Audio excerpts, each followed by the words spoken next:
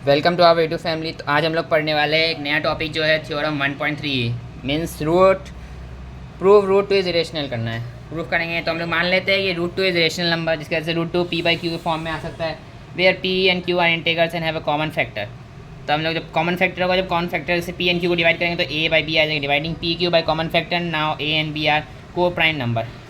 उसके बाद cross multiply करेंगे तो a equals to root two by b, फिर multiplying both side, multiply squaring both side, तो a square equals to 2b² हो जाएगा। इसको पहला इक्वेशन हम लोग मान लेंगे। उसके बाद since 2 divides b a square 2 divides a, let a equals to a को हम लोग 2c मान लेते हैं। तो पहला इक्वेशन में a की जगह पे हम लोग 2c पुट करेंगे तो आ जाएगा 4c square equals to 2b², 2c²। फिर दोनों तरफ से 2 को कैंसिल आउट कर देंगे तो 2c square equals to b² हो जाएगा। ये हम लिख सकते हैं since 2 divides b square 2 divides b। Number 3, तो from 1 and 3 we see that a and b have a common factor 2। 1 और 2 और 3 में से हम लोग इक्वेशन 2 और 3 में से हम लोग देख सकते हैं कि a और b का जो एक कॉमन फैक्टर 2 है, तो which contradict our assumption that a and b are coprime. Contradict कर रहे हैं कि दोनों का कॉमन फैक्टर आ गया है, जिसकी वजह से हम लोग का जो एजम्पशन था वो गलत हो गया कि ए और बी को प्राइम है। This contradiction is arisen due to our incorrect assumption that root two is rational. ये कंट्रडिक्शन क्यों आया? क्योंकि हम लोगों ने रूट टू को रेशनल लिया था, जिसकी वजह से therefore root two is irrational मान लिए। तो हम लोग अब स्टार्ट करेंगे exercise 1.2, prove that root 5 is irrational.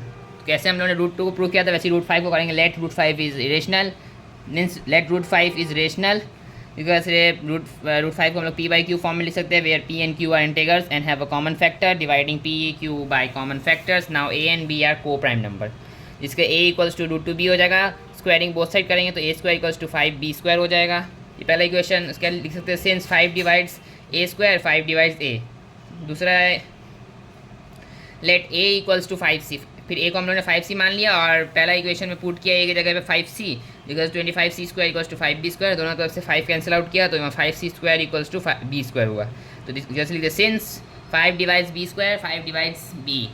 From 2 and 3, 2 और 3 से हम लोग को क्या पता चलता है, we see that a and b have a common factor 5 which contradict our assumption that a and b are co-prime. This contradiction has arisen due to our incorrect assumption that root 5 is irrational. Root 5 is irrational.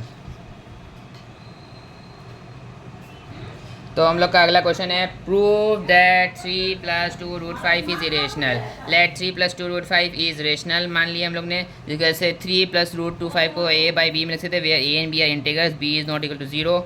2 root 5 equals to a by B, cross multiply किए तो इधर 3 positive में था, इधर negative में आ गया, जिसकी वजह से a - 3b बाई बी हो गया। रूट 2 इंटू हो गया तो root 5 equals to a - 3b by 2b।